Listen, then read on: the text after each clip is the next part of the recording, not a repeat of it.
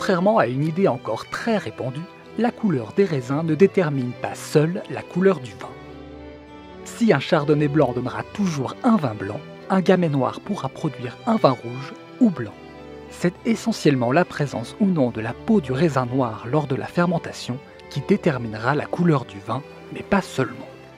Comme son goût et sa teneur en alcool, la teinte du vin est un paramètre qui peut se contrôler avec des additifs naturels.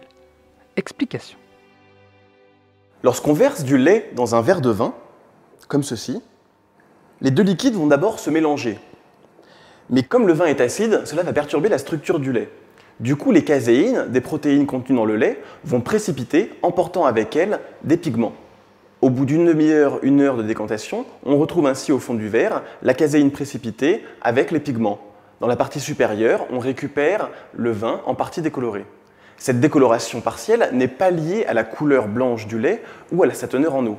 Pour s'en assurer, on peut répéter l'expérience avec un mélange d'eau et de maïzena. On obtient un résultat similaire à précédemment. Mais après une demi-heure à une heure de décantation, la maïzena va tomber au fond du verre et on récupérera dans la partie supérieure un vin dont la couleur n'a quasiment pas changé. La couleur du vin rouge est liée à la présence de molécules appelées anthocyanes. Celles-ci sont contenues dans la peau du raisin. Cette molécule est très fragile, mais lors de la fermentation, elle va venir se fixer sur les tanins pour former des complexes plus gros et beaucoup plus stables. Toutes ces molécules, anthocyanes et tanins, sont des flavonoïdes. Ce sont des molécules aux propriétés antioxydantes. Ce sont elles qui confèrent au vin ses vertus protectrices pour le cœur, pour peu bien sûr qu'on en consomme avec beaucoup de modération.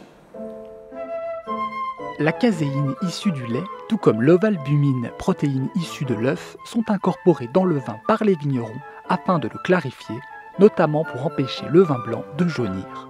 On appelle cela le collage. Depuis le 1er juillet 2012, une directive européenne impose d'ailleurs aux exploitants viticoles de mentionner toute trace de lait ou d'œuf dans leur vin. Bruxelles ne plaisante pas avec les risques d'allergie.